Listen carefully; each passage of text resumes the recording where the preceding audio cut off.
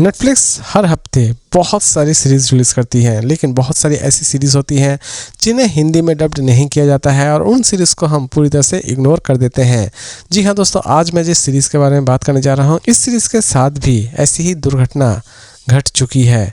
जी हाँ दोस्तों, इस सीरीज़ को बहुतों ने इग्नोर किया, लेकिन यकीन मानिए सीरीज़ पूरी तरह से देखने लायक है। जी हाँ दोस्तों, मैं बात करने जा रहा हूँ the museum of innocence web series के बारे में, जिसे फाइनली रिलीज़ कर दी गई है।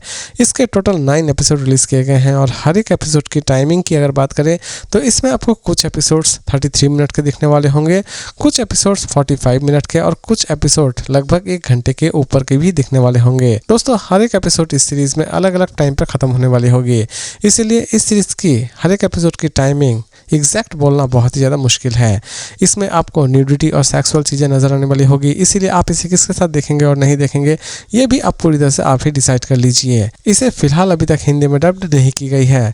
दोस्तों, पूरी की पूरी स्टोरी एक्चुअल में एक रोमांटिक ड्रामा है, इसीलिए ये सीरीज़ स्पेशली सिर्फ उन्हीं लोगों को पसंद आएगी जो कि रोमांटिक ड्रामा ही देखना ज़्यादा पसंद करते हैं। फाइनली अब बात करते हैं थोड़ा बहुत इस सीरीज़ की स्टोरी के ऊपर। इसकी कहानी की शुरुआत होती है एक ऐसे व्यक्ति से जो कि एक लड़की को बचपन से ही देख रहा होता है, लेकिन लड़की जैसे ही बड़ी हो जाती है उसे ऐसा लगता है कि वो सिर्फ उसी के लिए ही बना है। उन दोनों की केमिस्ट्री बनती है और वो दोनों एक दूसरे के बहुत ही ज़्यादा करीब आ जाते हैं, लेकिन अचानक से ही एक दिन लड़की को ये पता चलता है कि उसका बॉयफ्रेंड, यानी कि उससे जो उम्र में बड़ा है, वो उसे धोखा दे रहा है और वो किसी दूसरी लड़की के साथ इंगेज है और यहीं से इनके बीच एक ब्रेकअप आ जाता है। लेकिन ये ब्रेकअप कितने दिनों तक चलता है और लास्ट तक इनके रिलेशनशिप का क्या अंजाम होता है, ये सारी की सारी चीज़ें आप इस सीरीज़ में देखने वाले होंगे। दोस्तों, सीरीज़ आपको बहुत ही ज़्यादा टची और बहुत ही ज़्यादा इमोशनल लगने वाली होगी। इसमें कुछ ऐसे सीन्स भी दिखाए गए हैं जो कि आपके आंखों से आंसू भी ला सकते हैं। इवन इसकी स्टोरी आपको बहुत ही ज़्यादा फ्रेश लगने वाली होगी। पूरी की पूरी सीरीज़ पूरी तरह से एक क्लासी सीरीज़ है, यानी कि ये सीरीज़ एक्चुअल में आपको 90s की सेंचुरी में लेकर जाने वाली होगी।